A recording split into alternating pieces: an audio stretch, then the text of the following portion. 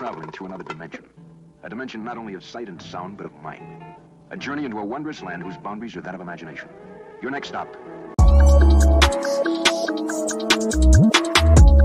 Hey, yo, welcome to Hot Takes with Cheddar Chats, which no hand holding we do with fast and emotion. Please be sure to like, comment, and subscribe. Hit the bell notification if you haven't already. Shout out to Miller Lite, DraftKings Sportsbook. You guys should support them because they support us. Today, I want you guys to challenge yourselves. All the detractors and, people bitching and moaning, people crying in the comments at times. And today's going to be an interesting show. Y'all know I'm always trying to, think outside the box and push the envelope a little bit.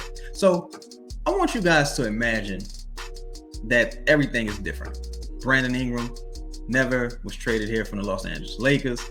Zion Williamson was the number 1 draft pick for the Cleveland Cavaliers. Just imagine most of the things that haunt this team are issues for a different team and not the Pelicans. Let's talk about it. So imagine the Detroit Pistons had a billionaire owner named Gail Benson. Gail Benson, she saved the team from moving to a different state about 20 years ago, convinced her then husband to purchase the team and keep them in Detroit. So her husband passes away. Gail Benson inherits the Detroit Lions and the Detroit Pistons. Both organizations suck. They've sucked since Tom Benson's departure in this imaginary scenario. Ownership is refusing to pay the additional cost it will require to make one of these teams competitive and take them into the luxury tax. That's the Detroit Pistons in this scenario. If you were a New Orleans Pelicans fan, would you look at the Detroit Pistons and say, oh, that bum-ass owner, oh, that cheapskate, it ain't even her money. It was her man's money anyway. She need to just take the rubber band off that money and spend so the Detroit Pistons can be competitive and win in the NBA today. Yes or no? Ask yourself that. Let's say the San Antonio Spurs traded their superstar player for lottery picks and some promising young talent. Okay? Let's say with those lottery picks, San Antonio Spurs went on to draft multiple busts in the lottery. Jackson Hayes, Dyson Daniels, Kyra Lewis, Nickeil Alexander-Walker. And they went on to lose one of those promising young talents for nothing, essentially. And they passed on trading him for a future star in the league, which turned out to be Lauri Markkanen. Would you say, wow, San Antonio Spurs really fucked up that rebuild? They had all these assets, all this young talent, and they just fumbled the fucking ball. What the fuck is going on over there? How could they have so many assets from that trade with the ability to secure their future, with the ability to rebuild faster than anyone else, and they fumbled it? They fumble the fucking assets time and time and time again. Or would you say, hey, rebuilds take time. San Antonio Spurs are a young team. They got, they're putting together a nice roster. They got some promising young guys. They got a cool coaching staff. What would you say? The Cleveland Cavaliers have the number 1 pick and they draft one of the most exciting prospects since LeBron James and Zion Williamson. Zion Williamson, the guy's a monster at Duke University. Never seen anyone like this before. He's one of one, and he's going to be the new face of the league. That's what we thought, right? He gets to Cleveland. There's some mumblings with him coming into the organization that he and or his family don't necessarily want to be there. Then he comes into camp out of shape due to some of his off-season, obligations, him being the number 1 pick. Then comes into the preseason, tears his meniscus. He has some disagreements with the strength and conditioning squad over at Cleveland, misses a huge chunk of the rookie season. When he finally appears during the season, he impresses, ironically, against the San Antonio Spurs. That's neither here nor there. Extremely impressive debut, right? Comes out, had a really solid rookie campaign, goes into his sophomore season. Incredible season. Looking a little out of shape. It's like, hey, man, you're looking kind of weird, but dominant MVP type season. Goes to the 3rd year. More rumors are starting to circulate. People are lying about injuries. Family is starting to, push their weight around the organization a little bit more. Zion's falling asleep. Eating habits are becoming more and more exposed to the local media, but they're hiding it to protect Zion and the organization and their relationships. He misses his entire 3rd year. Right? Comes into his 4th year. He's supposedly more motivated than ever. Shows up the media day. He's looking good. He's ready to play. He's just dominating in scrimmages with his team. Runs into a season-ending injury. This is what, 2.5 seasons he's missed under the Cleveland Cavaliers? Not to mention rumors of him being unhappy with the organization and potentially the organization being unhappy with him. Not being friendly with teammates. And he's about to start his new contract when he's becoming a max player.